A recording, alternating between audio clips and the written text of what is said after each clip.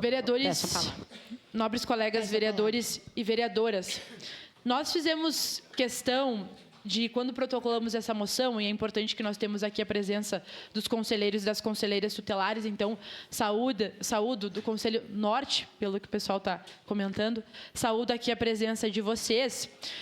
Fiz questão de deixar escrito que foi aprovada também essa moção na 16ª Conferência da Assistência Social, porque foi um momento onde reuniu toda a rede de Caxias e muitas pessoas que trabalham com a criança e adolescente, e se percebe que o Conselho Tutelar atualmente não consegue dar as respostas que a nossa cidade precisa.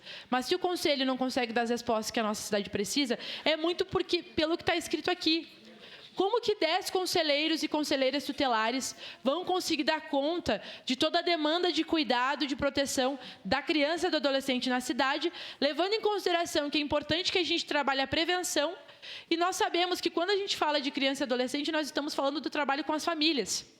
Então, como exigir que 10 pessoas façam todo esse trabalho, se nós não temos mais efetivo, mais equipe? E aqui citamos, por sugestão dos próprios conselheiros tutelares, as cidades que têm menos habitantes têm mais conselhos. Nós não podemos dar o recado de que Caxias do Sul é uma cidade que não se preocupa com a criança ou com o adolescente, porque isso não é verdade. Nós temos uma rede, mas uma rede da infância e da juventude, da criança e do adolescente, que ela está parada no tempo. A nossa rede precisa avançar.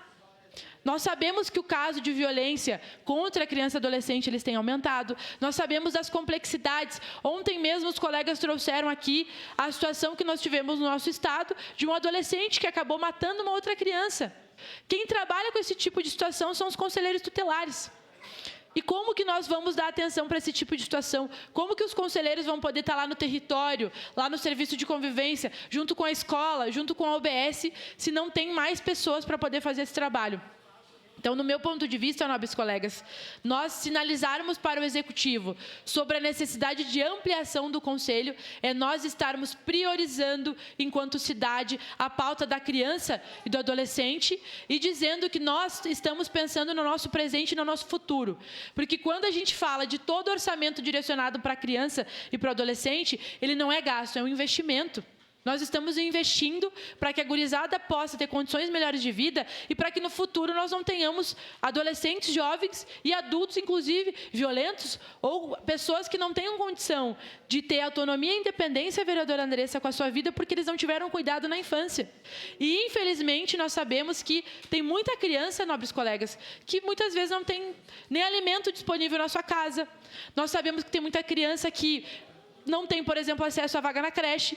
E tem famílias, estão aqui os conselheiros tutelares que podem me corrigir se eu estiver errada, mas tem família que acaba não prestando os cuidados porque tem uma visão de violência, que acredita que a violência é a forma de educar, e isso nós não podemos mais permitir, porque nós sabemos para onde isso tem nos levado, mas também tem famílias que não conseguem ter condições de oferecer aquilo que a criança precisa, por diversas questões de vulnerabilidade. Então, a gente tem que aprender a diferenciar o que é negligência e o que são falta de condições. São questões distintas, que nós precisamos ter profissionais preparados para que tenham essa visão, para que não culpabilizem a família porque ela não tem condições de prestar o que a criança precisa, mas não só por questões da família, e sim por questões do Estado. Quantas crianças ficam sozinhas em casa porque a sua família precisa ir trabalhar e não tem acesso à vaga na creche, não tem acesso à escola, não tem acesso ao serviço de convivência? Aí não é a família que entra, é o Estado. E para que a criança possa ter os seus cuidados, é a família, é o Estado e a sociedade que precisa cumprir o seu papel, e nós, enquanto parlamento caxiense, precisamos dizer que nós estamos preocupados com as nossas crianças e adolescentes, e uma das sinalizações para isso é dizer que é necessário ampliar o orçamento e ampliar o número de conselhos e conselheiros tutelares na nossa cidade. Ontem nós tivemos aqui a apresentação do plano plurianual de Caxias do Sul, ou seja, é o orçamento que estão apresentando e estão dizendo como vai ser daqui a 4 anos. Para que nós tenhamos condição de ter mais conselheiros, a gente precisa ter orçamento previsto para isso. E acho que nós precisamos conversar com o nosso executivo para que a gente consiga garantir que tenha orçamento, que tenha condições e que o Conselho não seja um serviço precarizado e que os serviços que atendem as nossas crianças e adolescentes não sejam precarizados, porque nós sabemos quanto serviço de convivência que tem nessa cidade, que atende crianças em vulnerabilidade e muitas vezes o pessoal tem que fazer rifa, tem que se virar para poder manter o serviço aberto, porque não tem investimento público suficiente para isso.